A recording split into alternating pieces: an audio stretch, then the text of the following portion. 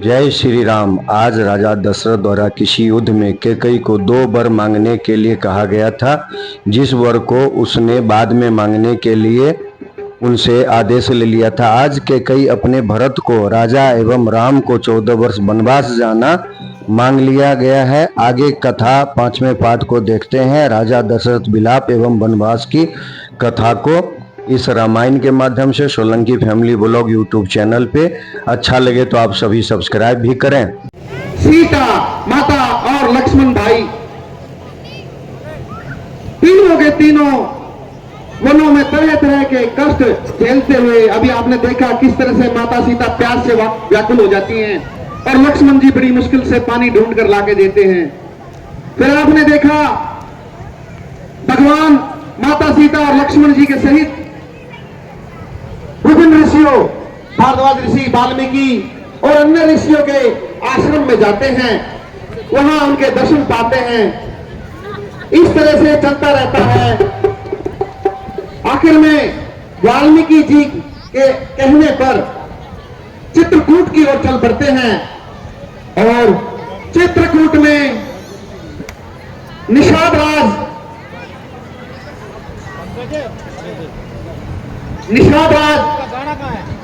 उनके लिए कुटिया बना देते हैं, उनके ठहरने की उत्तम व्यवस्था कर देते हैं। भगवान सीता माता और लक्ष्मण जी के सहित कुछ समय वहीं चित्रकूट में उस पर्ण कुटी में रहने लग जाते हैं, वहीं वास करने लग जाते हैं।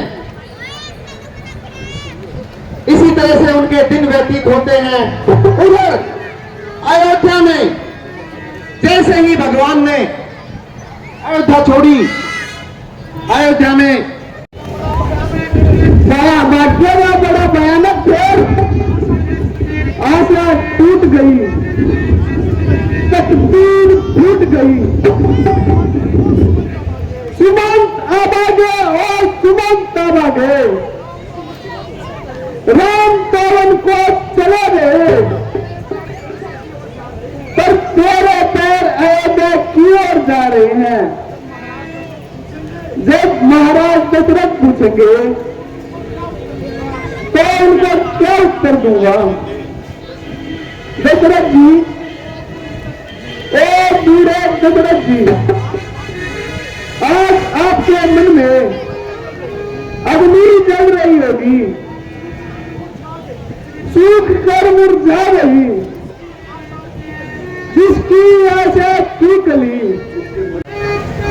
अब मेरा अंतिम समय आ गया है।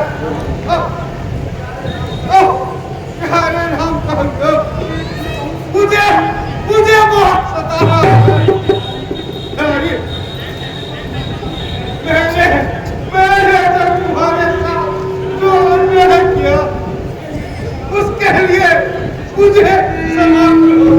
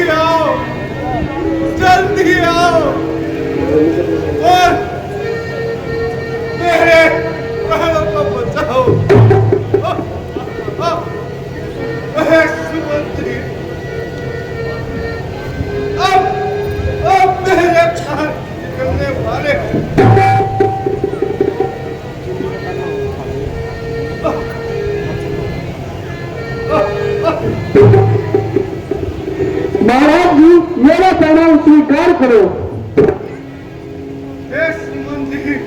क्या खबर लाए हो?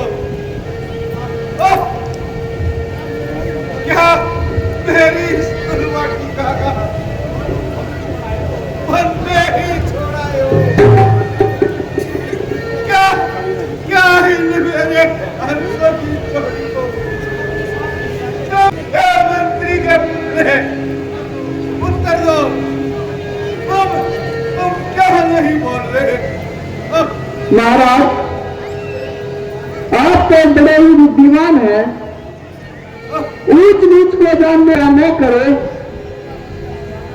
हम 14 वर्ष का वनवास काटकर शीघ्र ही पिताजी से दोबारा मिलने आएंगे।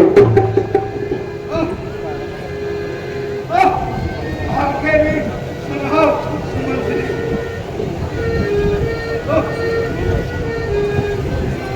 रखो मुझको तुषार, नौका पर राम हुए सवार, मैं रहा देखता पत्थर सा, वो तीनों हुए गंगा के पार। हाय हाय तुम्हारे राम, हाँ, तुम जहां भी हो, तुम रहा भाई है मुझको, मैं कैसे रहूं अकेला। भाई है मुझको, मैं कैसे रहूं अकेला।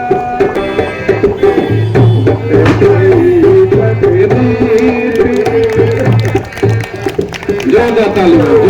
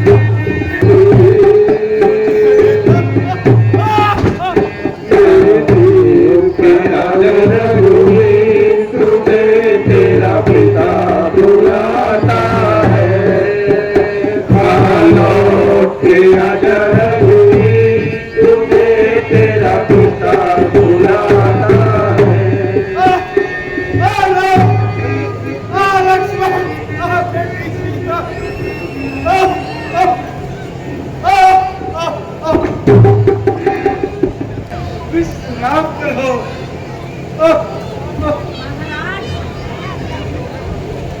आप इतने दुखी न हो। अगर आप ही ऐसे करेंगे तो प्रजा का क्या होगा? धीरज रखिए महाराज।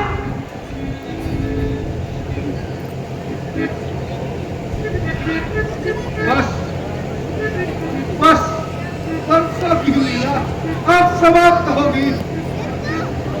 अब मुझे दशरथ की आत्मा परलोक की यात्रा के लिए तैयार हो रही है। कौशल्य देखो देखो वह क्या है। देखो कुछ नहीं कोई भी नहीं लगता है।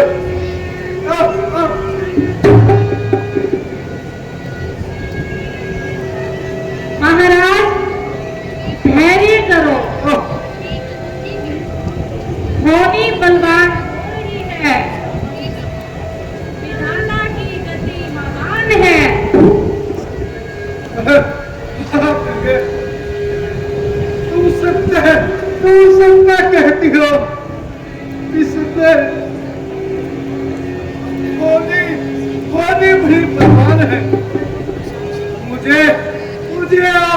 वह समय याद आ रहा है जब मैंने अपनी गलती से सरवर कुमार को हिरण समझकर सवर भेदी बात चलाया था। उस सरवर कुमार के शांतनु ने मुझे एक श्राप दिया था। जिस प्रकार मैं अपने प्राण छोड़ रहे हैं वैसी ही गति मेरी होगी। इस तरह मुझे श्राप देकर मैं बूढ़ा बाप चल बसा। सुनो सुनो और भी सुनो। इतने में अंतिम माता भी बोली, क्या संगठन के सामने जब नाक चले तो शहर चले, संबंध प्राण के साथ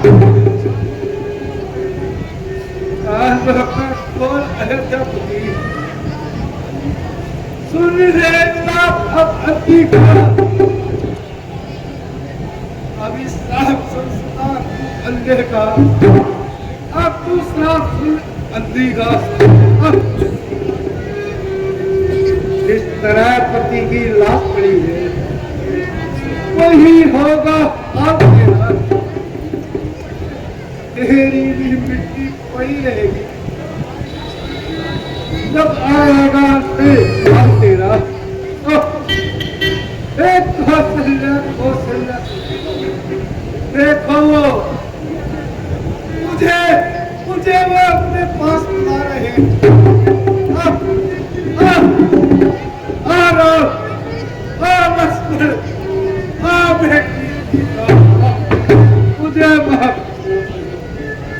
मुझे माफ करना।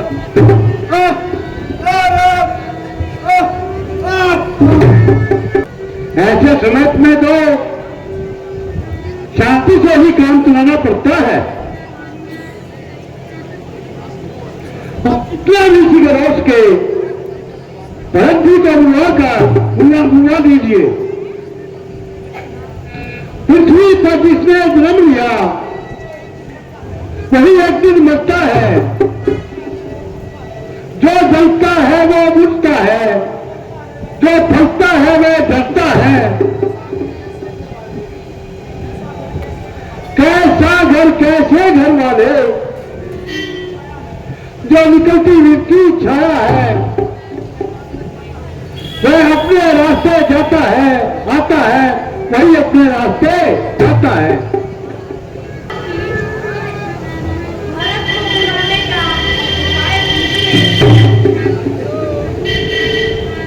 मंत्री जी गुरु जी दूध को भेजकर भक्त को बुलाने का प्रबंध कीजिए। इतना याद रखिए वह आपको शीघ्र ही बुलाया है, इसके सिवाय और कुछ ना पता बताए। जी गुरुदेव।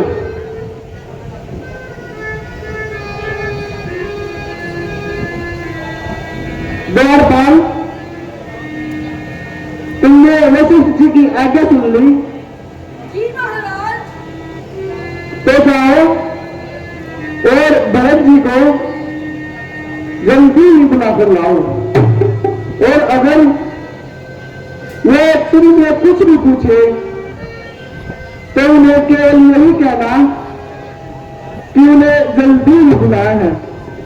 इसके सिवाय उन्हें कुछ भी मत बताना कि यहाँ पर क्या घटित हुआ है।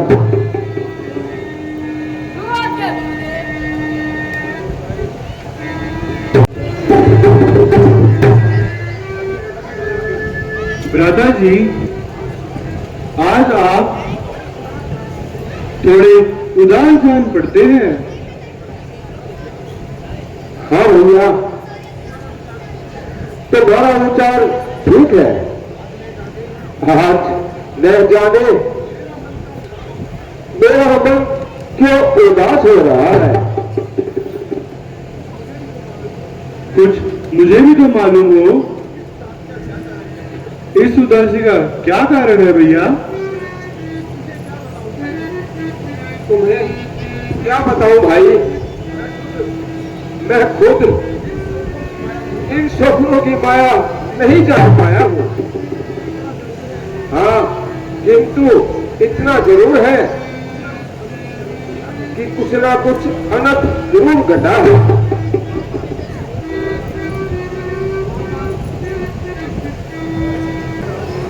महाराज, कौशल देश है, द्वारपाल आया है जो आपसे मिलना चाहता है।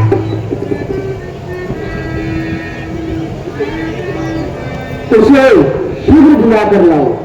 जो आज्ञा महाराज।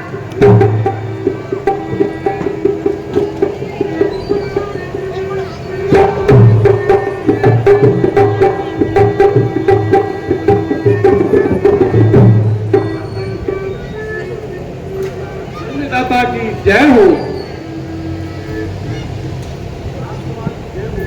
राजकुमार की जय हो। राजकुमार, अयोध्या में आपको जल्दी ही बुलाया है। खुश रहो,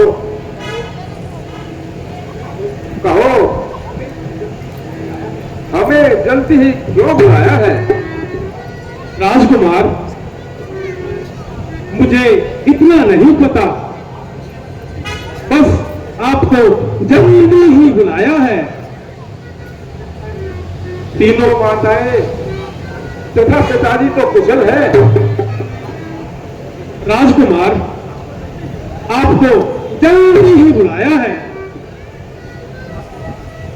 भ्राता राम, सीता जी और लक्ष्मण सब कुशल तो है। मुझे इससे अधिक कुछ नहीं मालूम, बस आपको जल्दी ही बुलाया है।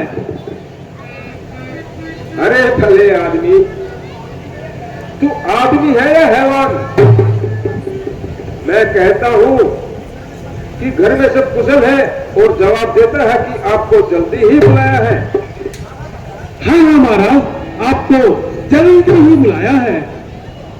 कह तो रहा हूं, आपको जल्दी ही बुलाया है। ओहो, कैसे मूर्ख से पाला पड़ा है। हाँ हाँ अन्नदाता, मैं यही तो कह रहा हूं, आपको जल्दी ही बुलाया है। भ्राता जी, इसकी गोल-गोल बातें मेरी समझ में नहीं आ रही। इस हेतु हमें जल्दी ही अयोध्या की तरफ प्रस्थान करना चाहिए। हाँ हाँ अन्नदाता, मैं भी तो यही कह रहा हूं, आपको जल्दी ही बुलाया है। अच्छा, अपना मुंह बंद कर।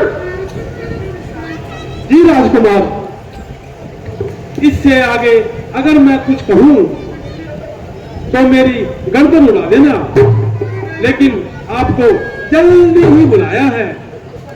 चुप रहो। ओहो महाराज, आप तो बुरा मान गए, लेकिन आपको जल्दी ही बुलाया है। अरे तू मूर्ख है क्या? हाँ हाँ महाराज, लेकिन आपको जल्दी ही बुलाया है।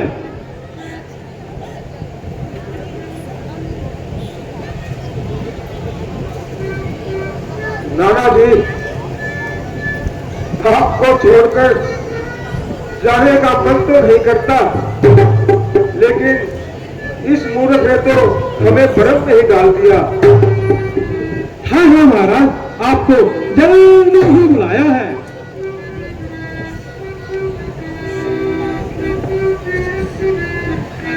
नाना जी, अब आप ही बताइए, हमें क्या करना चाहिए? बेटा, यद्यपि तुम्हारा अभी जाना मुझे सुहाता तो नहीं है, परंतु इस समय यही उचित लगता है कि तुम दोनों भाई इसी समय शीघ्रता से अयोध्या जाओ और वहां पहुंचते ही सब कुशलता हो तो मुझे भी संदेश भेज देना। जाओ, ईश्वर तुम्हारी रक्षा करे। देवा क्या नाना जी।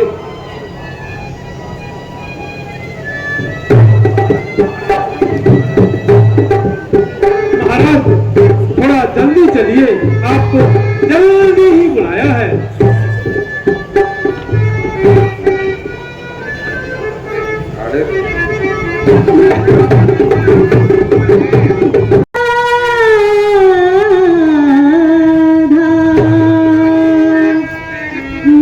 जय जय राधा वल्लभ श्री हरिवंश, जय जय श्री वृंदावन श्री वनतन, जय जय राधा वल्लभ श्री हरिवंश, जय जय श्री वृंदावन श्री वनतन।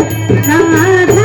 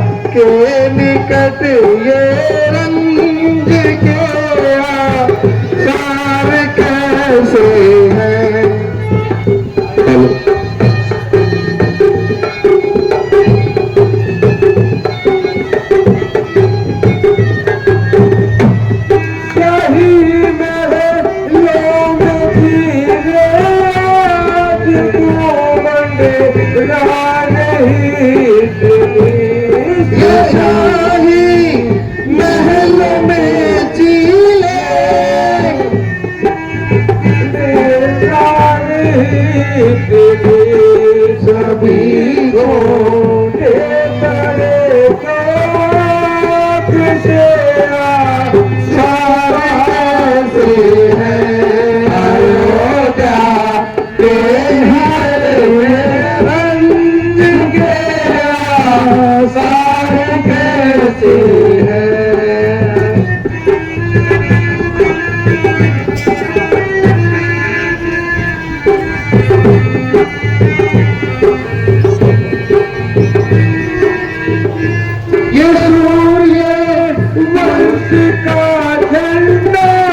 झुका है शोक में किसके, ये सूर्य वंश का झंडा झुका है शोक में किसके, जो एक बड़े को आप देना सुबहाते हैं अयोध्या के निकट ये रंग तेरा सार कैसे है।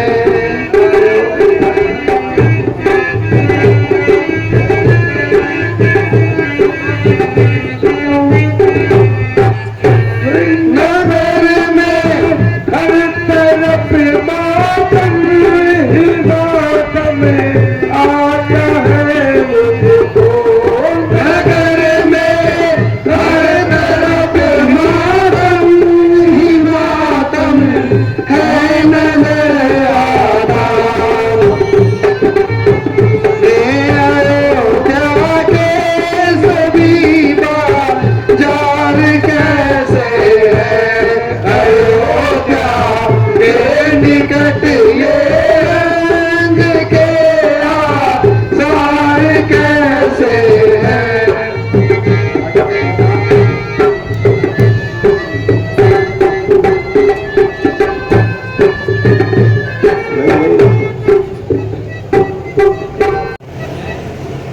क्या कहा? भरत आ गया है? जी नानी जी, जा जल्दी जा और शीघ्र ही भरत को मेरे पास पूरा करना। और हाँ, आरती की थाल लाना मत भूलना। आई सुना के नहीं? रानी जी, तब भी आप भी संभल कर तैयार हो जाना।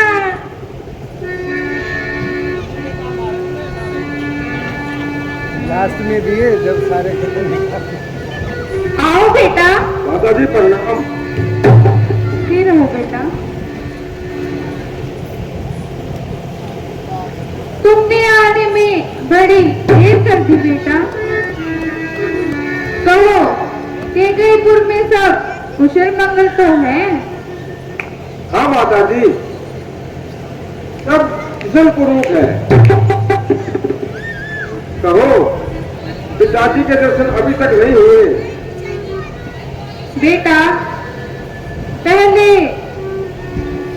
रास्ते की थकान मिटा लो और थोड़ा जलपान कर ले। धीरे धीरे सब मालूम हो जाएगा। नहीं माँ, मेरी थकान तो पिताजी के दर्शन मात्र से ही हो जाएगी। कहो, पिताजी कहाँ हैं? हाँ मेरे लाल, कह तो रही हूँ कि धीरे धीरे सब मालूम हो जाएगा। मैं कहता हूँ पिताजी कहाँ हैं, और आप कहती हैं धीरे धीरे सब मालूम हो जाएगा। आखिर ये क्या नाटक है? बेटा, मैंने सब ठीक कर रखा है। कुछ देर आराम कर लो, फिर सब हाल बता दूंगी। धीरे धीरे। बस माताजी, बहुत हो गया है। क्या खाक बताओगी? आग लगे तुम्हारी धीरे धीरे को। जो भी बात जिससे पूछता हूँ वही अटपटा जवाब देता है, सामने तक नहीं आता। वहां भी दूध भेजा तो उसने भी जल्दी ही बुलाए की रट लगाए रखी, इसके सिवाय कुछ ना कहा। और यहाँ आपने धीरे धीरे की रट लगा रखी है। आखिर क्या बखेड़ा बना रखा है? बेटा, तुम्हें व्यर्थ ही बाहर चढ़ गया है।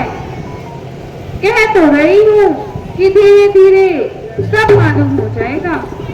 बस माता जी बस, यह शब्द फिर दोहराया तो मैं अपने प्राण यहीं पर त्याग दूंगा। शीघ्र बताइए पिताजी कहाँ है?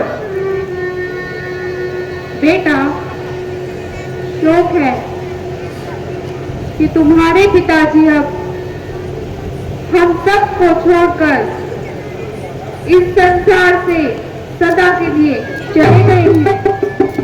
क्या क्या कहा? पिताजी का स्वर्गवास हो गया? हाँ बेटा, पिताजी पिताजी पिताजी मैं बाबा अंतिम समय पर भी आपकी सेवा न कर सका। भैया राम और लक्ष्मण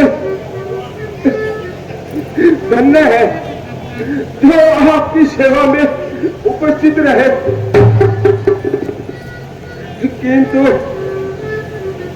किंतु यह तो बताइए माता जी, उन्हें रोग क्या था? बेटा, वैसे तो रोग कुछ भी नहीं था, बस हाय राम हाय लक्ष्मण करते करते ही प्राण त्याग दिए। क्या कहा? क्या भाई राम लक्ष्मण भी यहाँ उपस्थित नहीं थे? हाँ बेटा,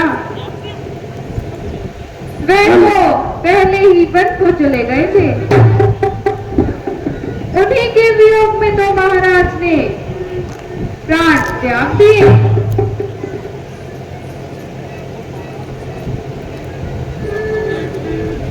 और महाराज ने तुम्हें पूछा तक नहीं।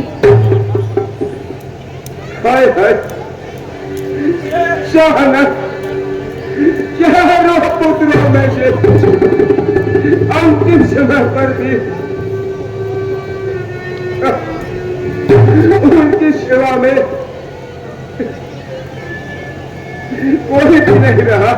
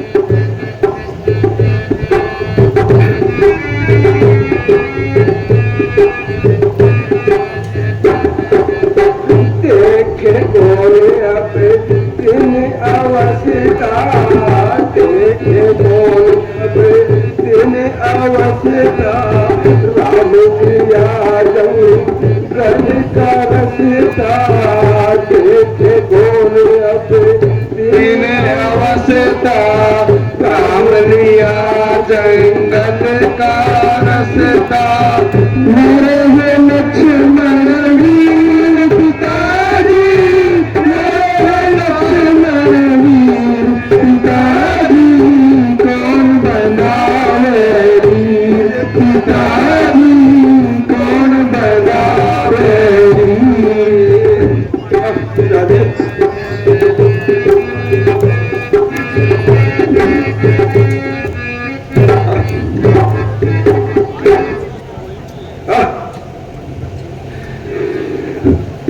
भाई राम ने ऐसा क्या अपराध किया था माता जी, जो वो चाहने को विवश हुए?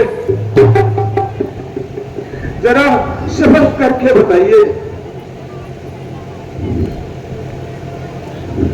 बहुत दुख की बात है, इतना अंधेर होने पर भी मुझे कोई खबर नहीं। बेटा, शोक को छोड़कर अब मेरी बातों को ध्यान से सुनो। महाराज ने तुम्हें तो ननिहाल भेज दिया और राम को राज्य देने का फैसला ले लिया और मुझे पूछा तक नहीं। वो तो भला हो उस बेचारी मंत्रा का, जो उसने समय पर मुझे याद दिलाया। फिर मैंने राजा से वे 2 वर मांग लिए, एक वर से तुम्हें राज्य और दूसरे में 14 वर्ष का वनवास। अब तो तुम्हें शोक छोड़कर खुशियां मनानी चाहिए। देखो, मैंने ये सब तेरी भलाई के लिए ही किया है। हाँ, अब मालूम हुआ ये सब आग तुमने ही लगाई है।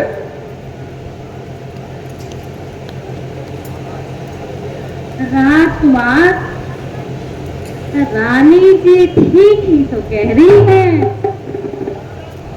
अब आप राज संभालो और मुझे भी कुछ इनाम दो।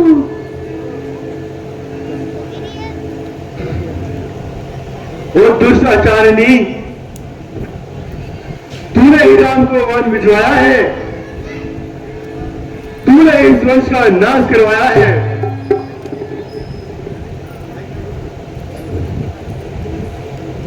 अरे शत्रुघ्न, ये क्या कर रहे हो?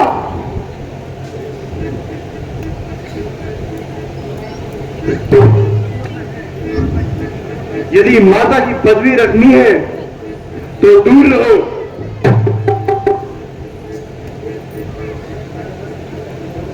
भैया भरत, तमाम बीट इसी का बोया हुआ है, इसका सर अभी 10 साल कर दूंगा। नहीं शत्रुघ्न, यह दुष्टा जब अपने दूसरे से नहीं चूकी तो हम भी अपने धर्म से क्यों चूके भाई? यह स्त्री है और स्त्री पर हाथ उठाना धर्म के विरुद्ध है। जा चली जाओ। बेटा, अब रोने से कुछ नहीं बनता। सावधानी से राज कार्य संभालो और समय को पहचानो। राज, किस रहस्य ने तुम्हें अंधा बना दिया? जिस राजा ने तुम्हारी आंखों पर पट्टी बांध दी, जिस मोह ने तुम्हें पागल बना दिया, क्या क्या मैं भी उसी चक्कर में पककर अपने कर्तव्य को भूल जाऊं? भरत, मैंने जो किया तेरी भलाई के लिए ही किया। क्या मेरी भलाई का यही बदला देते हो? भलाई? इस अन्याय को तुम भलाई कहती हो? इस पाप को भलाई जानती हो? जड़ को काट कर पत्तों को सींचने को भलाई कहते हैं? बेटा, मेरे दूध की तो लाज रख। माता, मुझे यही शर्म आ रही है, ना मैं तेरा दूध पीता और ना ही इस दिन को देखने को जीता। जो मुझको ये खबर होती, जो मुझको ये खबर होती तो मैं दुनिया से चल देता। कभी पीता ना तेरा दूध, पीता तो उगल देता। पर पूछे करो मैं फरियाद करता, पर पूछे करो मैं फरियाद करता। वो फल देता, बदल देता तो तेरी कोख या मुझे बदल देता।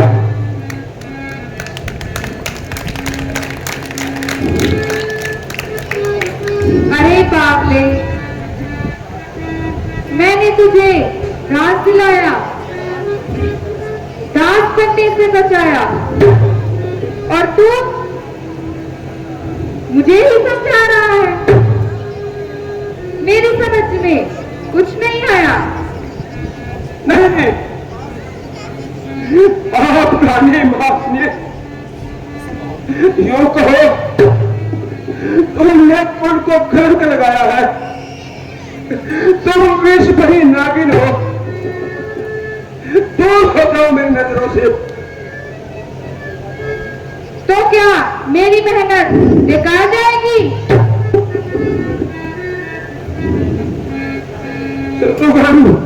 चलो भैया, चलो यहां से।